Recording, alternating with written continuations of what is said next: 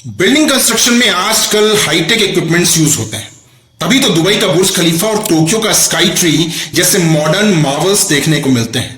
पर जब क्रेन्स जैसी मॉडर्न इक्विपमेंट्स और टेक्नोलॉजी नहीं थी, तब भी भारत में कुछ हैरान कर देने वाले आर्किटेक्चरल स्ट्रक्चर्स बने थे। भारत को भले ही वेस्टर्न कंट्रीज ने सेंचुरीज तक सांप सपेरों का देश कहकर प्रचारित किया हो, लेकिन हमारे देश का ज्ञान विज्ञान बेहद एडवांस होने के सबूत चप्पे चप्पे पर बिखरे पड़े हैं। भारत एक ऐसा देश है जहां के मंदिर अपनी वास्तुकला, अपने इतिहास और रहस्यों के कारण पूरी दुनिया में जाने जाते हैं। इन मंदिरों के रहस्यों से वैज्ञानिक भी आश्चर्य से भर जाते हैं। आक्रांताओं द्वारा तोड़े जाने के बावजूद भारत में आज भी वास्तु के अनुसार चमत्कृत कर देने वाले मंदिर स्थित हैं, और उन्हीं में से एक है देवाधिदेव महादेव शिव को समर्पित तमिलनाडु के तंजावुर या तंजौर में स्थित बृहदेश्वर मंदिर।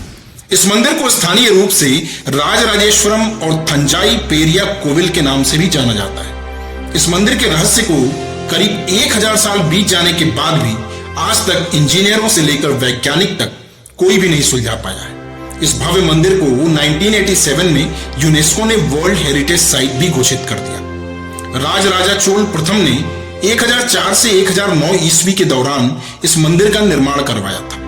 चोल शासकों ने इसको राजराजेश्वर नाम दिया था, लेकिन तंजौर पर हमला करने वाले मराठा शासकों ने इस मंदिर का नाम बदलकर रख दिया बृहदेश्वर मंदिर।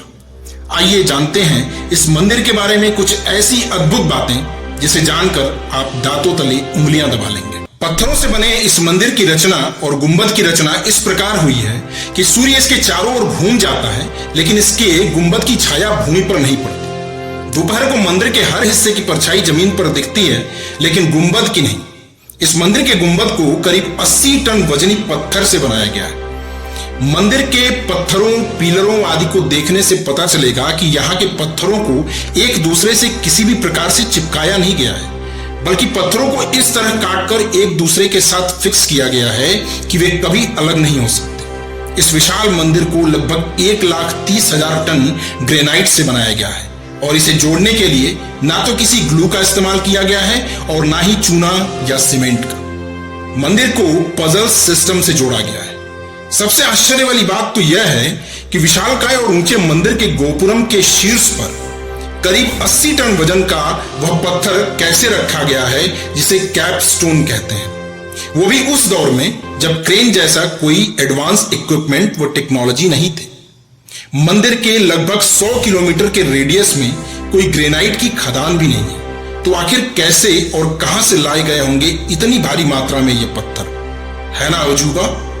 इस मंदिर को ध्यान से देखने पर लगेगा कि शिखर पर सिंदूरी रंग पोता गया है या रंगा गया है, लेकिन यह रंग बनावटी नहीं बल्कि पत्थर का नेचुरल रंग ही ऐसा है। एक विशालकाय चबूतरे पर विराजमान नंदी की प्रतिमा अद्भुत है। यह एक ही पत्थर को तराश कर बनाई गई प्रतिमा है। यह 12 फीट लंबी, 12 फीट ऊंची और 19 फीट चौड़ी है।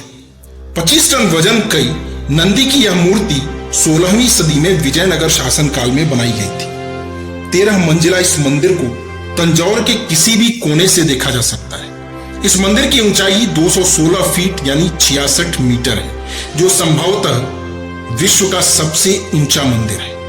इस मंदिर के आर्किटेक्चर की एक सबसे खास और आश्चर्यजनक बात यह है कि यह विशालकाय मंदिर बगैर नींव के 1000 साल से अविचल खड़ा है। इस मंदिर में संस्कृत और तमिल भाषा में लिखे अक्षरों की नक्काशी वाले बेहद सुंदर शिलालेख हैं, जिनमें गहनों के बारे में विस्तृत जानकारी दी गई है। इन शिलालेखों में 23 प्रकार के मोती के साथ ही लगभग 11 तरह के हीरे और माणिक्य की जानकारी दी गई है। इससे पता चलता है कि उस समय भारत का स्वर्ण विज्ञान किस कदर परिष्कृत था। यूं तो भारत को मंदिरों और तीर्थ स्थानों का देश कहा जाता है, लेकिन तंजावुर का यह मंदिर हमारी कल्पना से परे है। कहते हैं बिना नींव का यह मंदिर भगवान शिव की कृपा के कारण ही अपनी जगह पर अडिग खड़ा है।